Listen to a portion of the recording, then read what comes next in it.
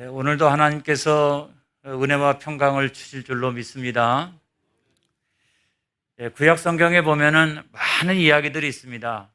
오늘날에도 우리들에게 큰 교훈을 주고 있습니다. 그 가운데서 그 출애굽 사건 같은 경우는 역사적인 사실이다, 이런 것도 중요하지만 오늘날에도 구원 사건으로서 의미가 훨씬 더 큽니다.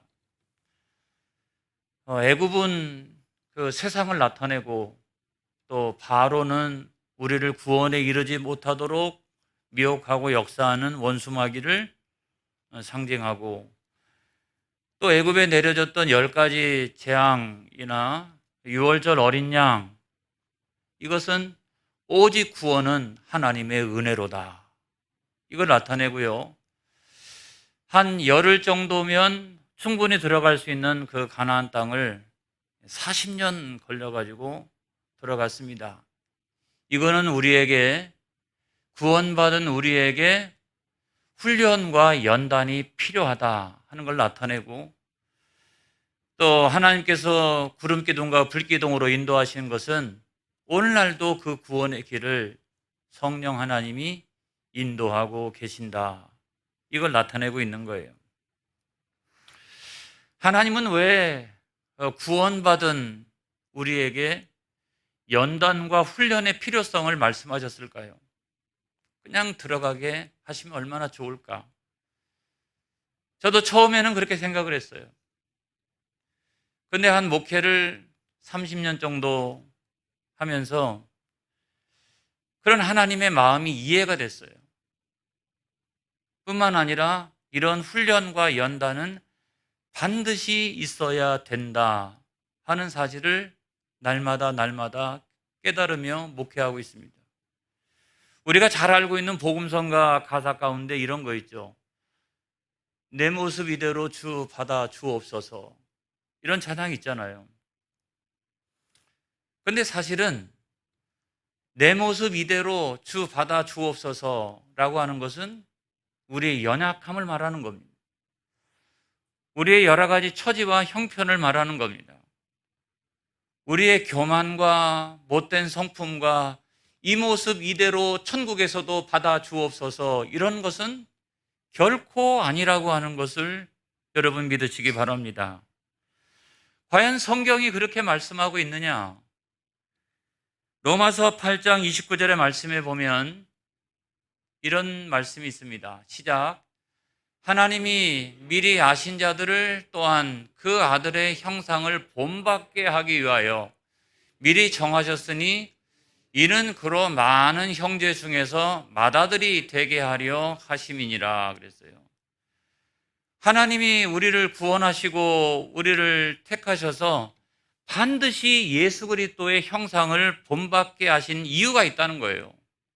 그건 뭐냐면 그 예수 그리스도를 맏아들이 되게 하려 하심이라. 그래서 우리가 예수 믿고 하나님의 자녀가 되면 맏아들은 누구예요? 맏아들은 예수님이고 우리는 그 예수님의 형제가 되는 줄로 믿습니다. 그래서 예수님은 그런 우월성이 있는 거예요. 예수님은 우선성이 있는 거예요. 그래서 우리는 그 맏아들 되시는 예수 그리스도를 통해서 하나님께로 나아가는 거예요. 그래서 여러분, 우리가 예수님은 맏아들이요 우리는 그의 형제들이라 라고 생각을 하면 정말 너무 부끄럽다는 생각이 드는 겁니다. 너무 부끄럽다는 생각이 들어요.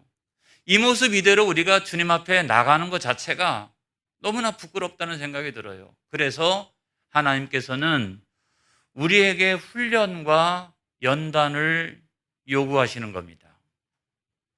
그래서 우리가 본받아야 할 예수 그리스도의 그 품성이 뭐냐, 그 형상이 뭐냐 하는 걸 생각을 해보면 그것도 성경에 나와 있더라고요. 빌립보서 2장 5절로부터 8절이라는 말씀에 보면 이런 내용이 있습니다. 시작. 너희 안에 이 마음을 품으라. 곧 그리스도 예수의 마음이니 그는 근본 하나님의 본체시나 하나님과 동등됨을 취할 것으로 여기지 아니하시고 사람의 모양으로 나타나사 자기를 낮추시고 죽기까지 복종하셨으니 그 십자가에 죽으심이라. 아멘. 그래서 우리가 본받아야 될 예수님의 형상은 뭐냐? 그건 다른 게 아니라 겸손이라고 하는 말이죠.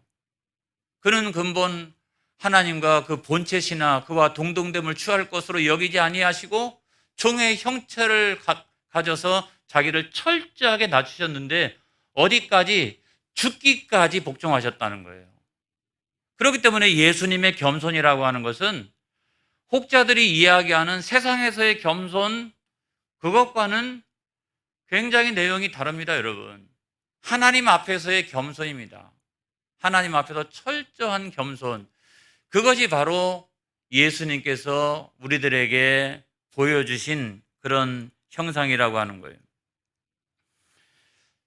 이와 같은 모습은 그 세상의 가치관과는 대립되는 겁니다.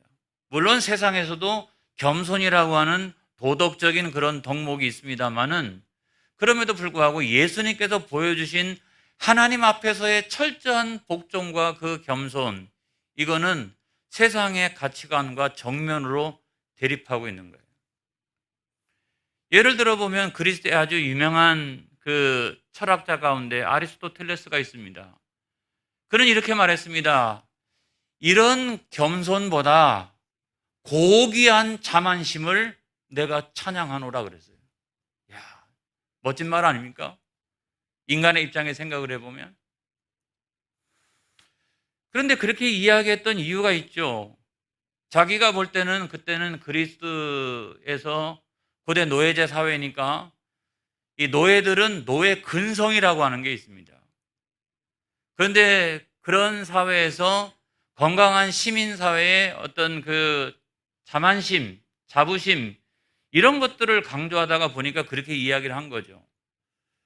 그리고 서구 기독교를 엄청나게 깠던 그 니체, 이런 사람도 이런 겸손이라고 하는 것은 인간을 연약하게 만들고 인간을 비참하게 만든다. 그렇게 여러분 이야기를 했어요.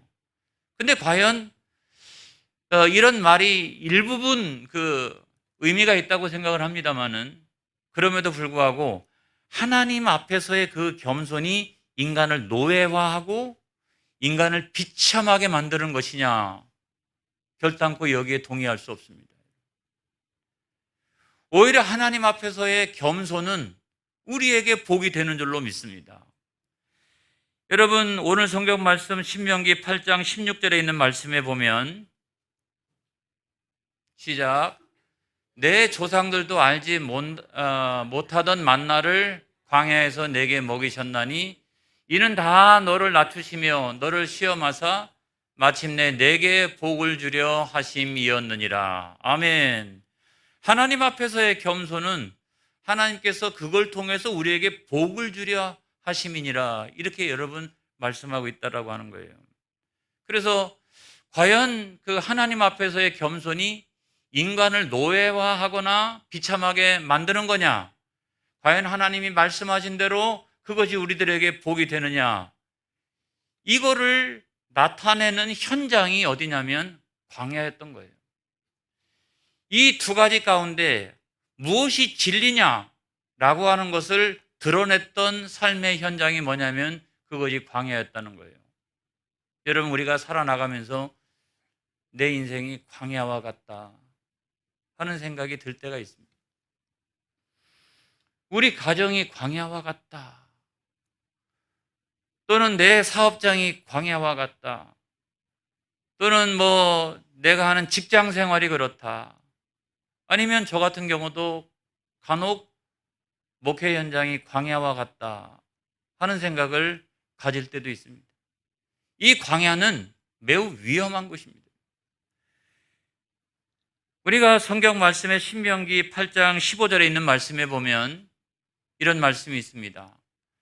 너를 인도하여 그 광대하고 위험한 광야, 곧 불뱀과 전갈이 있고 물이 없는 간조한 땅을 지나게 하셨으며 또 너를 위하여 단단한 반석에서 물을 내셨으며 이렇게 말씀하고 있잖아요. 저기 보면은 광야를 뭐라고 그랬어요? 위험한 광야라고 그랬어요. 하나님은 우리를 그 위험한 광야 속으로 몰고 가시는 거예요. 광야는 사막입니다, 여러분. 그러니까 물이 없죠. 간조한 땅이죠. 거기서 곡식이 자랄 수가 없어요. 우리가 원한다고 마실 물이 그냥 있는 것도 아닙니다, 여러분. 거기에는 얼마나 위험성이 있는지 불뱀과 전갈도 있습니다. 이런 것들이 끊임없이 우리를 공격하고 있는 그런 광야 한복판을 우리가 지나갑니다, 여러분. 인생도 광야요, 우리 신앙생활도 광야인 줄로 믿습니다. 불뱀을 제가 찾아보니까 불뱀은요, 그 사막 가운데서도 이렇게 생존하는 뱀이니까 이 생존력이 굉장히 뛰어나잖아요. 독성이 굉장히 강해요. 그래서 한번 물리면 막 열이 나고 고열에 시달리다가 얼마 안 가서 죽게 되는 아주 치명적인 독성을 가지고 있는 게 불뱀이에요. 불뱀이라고 이름이 지어진 이유가 뭐냐면 그와 같은 열이 많이 나기 때문에 그렇습니다. 전갈, 스콜피온이죠. 이 전갈도 꼬리 쪽에다 독침을 달고 있어서 그 독침이 한번 쏘이면 치명상을 입게 되는 거 아닙니까? 그리고 이스라엘 백성들에게 있어서 또 다른 적은 누구였냐면 아말렉이었어요. 이쪽으로 가도 아말렉 쫓아오고 저쪽으로 가도 아말렉 쫓아오고 끝끝내 이스라엘 백성들을 어찌나 괴롭혔든지 나중에 하나님께서 이 아말렉 족속은 반드시 진멸시켜 버려라 라고 할 만큼 이 아말렉 족속은 그 이스라엘 백성들을 매우 힘들게 하는 그와 같은 적들이었습니다. 이런 걸 우리가 생각해 보면 이런 것들이 다 한꺼번에 있는 곳이 광야라고 하는 거예요. 오늘날 우리가 살아가는 이 세상과 인생에서도 우리는 이와 같은 일들을 겪게 됩니다. 조금 더 구체적으로 이야기하면 광야는 어디로 가야 할지를 모르는 곳입니다. 어디로 가야 할지. 날마다 방향이 바뀌어요. 그리고 모래 언덕이 달라집니다.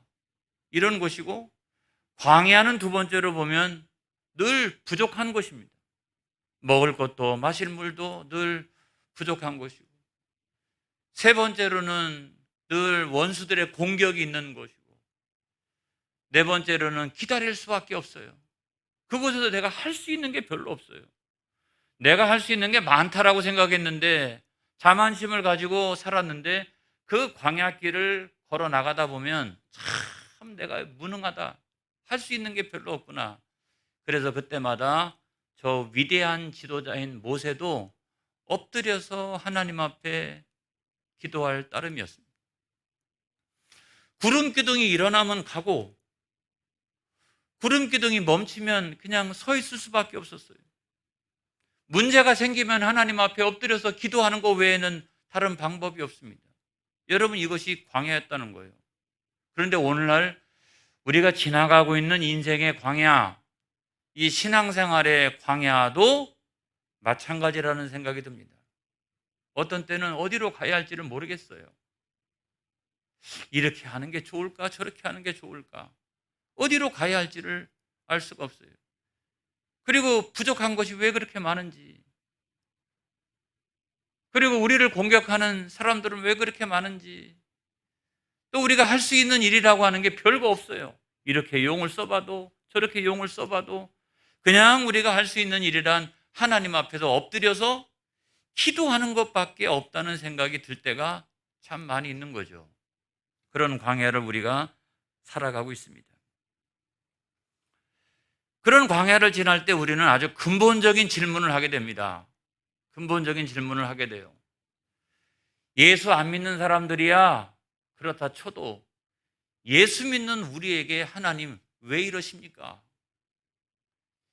예수 믿는 우리도 왜 광야를 지나게 하십니까?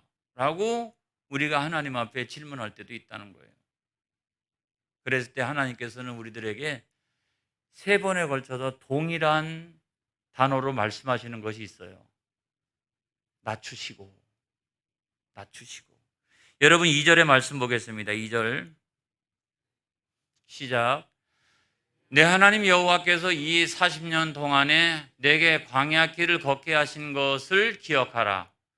이는 너를 낮추시며 너를 시험하사 내 마음이 어떠한지 그 명령을 지키는지 지키지 않는지 알려 하심이라. 그래서 여러분, 낮춤의 첫 번째 단계는 이거예요. 하나님 말씀에 순종하는지, 그 광야 길을 잘 가면서 하나님 말씀을 지키는지 안 지키는지. 그럼 우리가 뭐라고 얘기해요? 하나님, 그래도 우리가 예수 믿는데, 그래도 내가 목사요, 장로요, 권사요, 집사인데 나 그래도 때때로 부족할 때도 있지만 하나님 말씀에 순종하려고 노력하면서 살아가고 있습니다. 그래가 제가 볼 때는 여기에서는 웬만큼 통과되는 것 같아요. 근데 두 번째 낮춤이 있습니다. 3절의 말씀을 보겠습니다. 시작. 너를 낮추시며 너를 줄이게 하시며 또 너도 알지 못하며 내 조상들도 알지 못하던 만나를 내게 먹이신 것은 사람이 떡으로만 사는 것이 아니요 여호와 입에서 나오는 모든 말씀으로 사는 줄을 내가 알게 하려 하심이니라. 여기까지 낮출 수 있느냐 하는 거예요. 사람이 떡으로만 사는 것이 아니라 하나님의 입에서 나오는 말씀으로 사는 줄 믿어라 하는 거예요. 할렐루야. 근데 여기서는 많이 갈려요. 그렇죠? 목사님, 그래도 사람이 떡도 먹고 또 교회 와가지고 하나님 말씀도 먹고 이러는 것이지. 이러면서 여러분, 여기에는 많은 사람들이 갈리거나 일부는 그래서 떠나가기도 합니다. 여러분, 사람이 떡으로만 사는 것이 아니라 오직 하나님의 말씀으로 사느니라. 여기에 동의할 수 있느냐, 여기까지 낮아질 수 있느냐라고 하는 것이 뭐냐면 광야의 시험이에요. 광야는 어디로 갈지를 알 수가 없잖아요. 먹을 것도 없잖아요. 그리고 공격을 당하면 일방적으로 당할 수밖에 없잖아요. 이게 무조건 기다려야 하는 것이 광야잖아요. 내가 할 수 있는 것이 아무것도 없어요. 여기다 하나님은 우리를 몰아넣으시고 사람이 떡으로만 사는 것이 아니라 하나님의 입에서 나오는 말씀으로 사느니라. 이걸 내가 믿느냐? 이걸 여러분 광야에서 시험하신 거예요. 그래서 우리가 어디로 가야 할지를 모르는데 하나님께서 구름기둥으로 우리를 인도하시고, 할렐루야. 모르잖아요. 우리는 잘. 지역이 날마다 바뀌니까. 그래도 하나님께서 만나와 메추라기를 내리시고 또 반석을 칠 때마다 물이 터져 나오게 하시고 우리에게 일용할 양식을 베풀어 주시고 불뱀과 전갈이 있지만 그걸 능히 물리치면서 발이 부르트지 아니하고 그 길을 지나갈 수 있도록 인도하시고, 할렐루야. 아말렉이 공격해 올 때도 여호수아가 떡으로 열심히 나가가지고 싸웠잖아요. 천만의 말씀. 그 싸움의 성패는 어디 있었습니까, 여러분? 모세가 그 르비딤 그 산 위에 올라가서 하나님 앞에서 간절히 기도했을 때 여러분, 성패는 거기 있었어요. 손이 내려오면 밑에서도 지는 거예요. 이게 말씀이 먼저라는 거예요. 떡보다. 이거를 철저하게 교육을 시키셨던 거예요. 그리고 모세는요, 늘 경험했습니다. 어려움이 생길 때마다 엎드려서 하나님 앞에 기도하면 하나님께서 이루어 주시고 형통케 하시고 문제를 해결하여 주시고, 이거를 경험했어요. 그래서 사람이 떡으로 사는 게 아니구나. 이 광야와 같은 곳, 떡이 하나도 없는 곳에서도 오직 살아계신 하나님의 말씀으로 사는 줄을 내가 믿습니다. 그랬던 거예요. 할렐루야. 이걸 믿으시기를 바라요. 근데 여기서는 많은 사람들이, 우리가 신앙을 갖노라 하면서도 많은 사람들이 도망가는 경우가 있어요. 많은 분들이 여기에 전적으로 동의하지 못하는 경우도 있어요. 그래서 여러분, 하나님께서 이 연단과 훈련을 시켜주시는 거예요. 그리고 세 번째 낮춤이란 뭐냐? 하나님을 온전하게 의지하도록 하신다는 거예요. 자, 16절에 있는 말씀 보겠습니다. 시작. 내 조상들도 알지 못하던 만나를 광야에서 내게 먹이신다니 이는 다 너를 낮추시며 너를 시험하사 마침내 내게 복을 주려 하심이었느니라. 내가 떡이 없더라도 하나님 말씀만 의지하고 하나님을 전적으로 의지하게 되면 그 자체가 복이 된다는 사실을 믿기까지 하나님은 철저하게 낮추셨어요. 여기까지 동의할 수 있어야 되는 거예요. 여러분, 반대로 이스라엘 백성들이 광야를 지나갈 때 여러분, 이들은 첫 번째를 지나가지도 못했어요. 그래서 대부분이 어떻게 됐어요? 광야에 다 죽었잖아요. 두 번째에서 또 다 죽었잖아요. 그래서 이들은 거의 다 못 들어갔어요.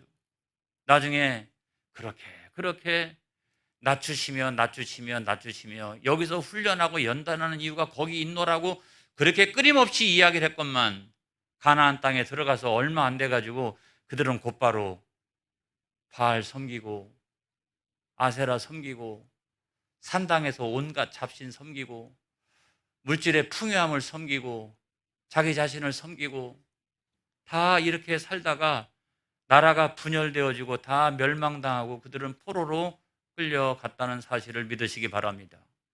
그래서 하나님의 백성이 그 떡을 앞장 세우다가 우상에 빠져서 그들은 다 멸망했다는 사실을 우리가 기억해야 될 줄로 믿습니다. 이것이 바로 진리라고 하는 거예요. 우리를 철저하게 광야에서 훈련과 연단시키시고 우리를 낮추셔서 너희가 이 진리를 믿느냐? 할렐루야. 이 진리의 말씀을 붙들고 살아가도록 하나님 인도하셨다는 거예요. 우리가 잘 아는 말씀이 있습니다. 요한복음 15장 5절에 있는 말씀입니다. 시작. 나는 포도나무요 너희는 가지라. 그가 내 안에 내가 그 안에 거하면 사람이 열매를 많이 맺나니 나를 떠나서는 너희가 아무것도 알 수 없습니다. 여러분, 이거는 예수님께서 하셨던 말씀이잖아요. 예수님을 떠나면 아무것도 할 수 없습니다. 맞습니까? 예수님을 떠나면 밥을 먹을 수 없나요? 예수님을 떠나도 밥 먹고 학교 다니고 공부하고 직장 생활하고 결혼하고 자식도 낳고 직장에서 승진하고 다 할 수 있습니다, 여러분. 분명히 성경은 너희가 나를 떠나서는 아무것도 할 수 없느니라고 말씀하셨는데 우리는 예수님을 떠나고서도 다 할 수 있어요. 다 할 수 있어요.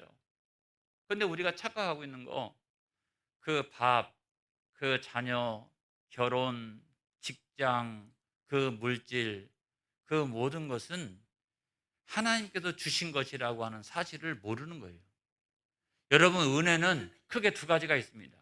하나는 일반 은혜가 있어요. 일반 은혜. 그거는 예수 믿는 사람이든 예수 안 믿는 사람이든 다 일반 은혜가 있어요. 그러니까 살아가는 거예요.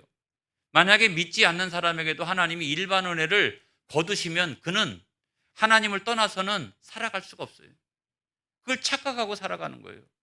거기다가 우리가 구원받고 영생을 얻고 천국에 가기 위해서는 예수 믿으면 그런 우리에게는 특별한 하나님의 은혜가 주어지는 겁니다. 그래서 믿든지 믿지 않든지 그 출발점을 뭐냐? 하나님을 떠나서는 너희가 아무것도 할 수 없다는 거예요. 그걸 우리는 아는 것이요. 불신자들은 그거를 모르고서 그걸 누리면서 살아가고 있기 때문에 그것이 죄가 되는 것입니다. 여러분, 우리는 특별하신 하나님의 은혜가 있어요. 일반적인 은혜도 다 누리지만은 우리는 구원과 영생과 천국을 누리면서 살아가도록 되어져 있다는 것입니다. 여러분, 이거를 철저하게 경험하도록 하신 것이 뭐냐면 그것이 바로 광야라고 하는 거예요. 여러분, 믿음 안에서 하나님 의지하고 이 광야를 잘 지나가게 되면 그 뒤에는 반드시 복이 있는 줄로 믿습니다. 이스라엘 백성들은 그 믿음의 소유자들만이 나중에 가나안 땅에 들어갔습니다. 젖과 꿀이 흐르는 땅에 들어갔습니다. 그 남은 자들만이 거기에 들어갔다는 사실을 여러분 믿으시길 바라요. 이 광야에서 말씀으로 승리하기를 축복합니다. 이 광야에서 믿음으로 승리하기를 축복합니다. 할렐루야. 기도하겠습니다.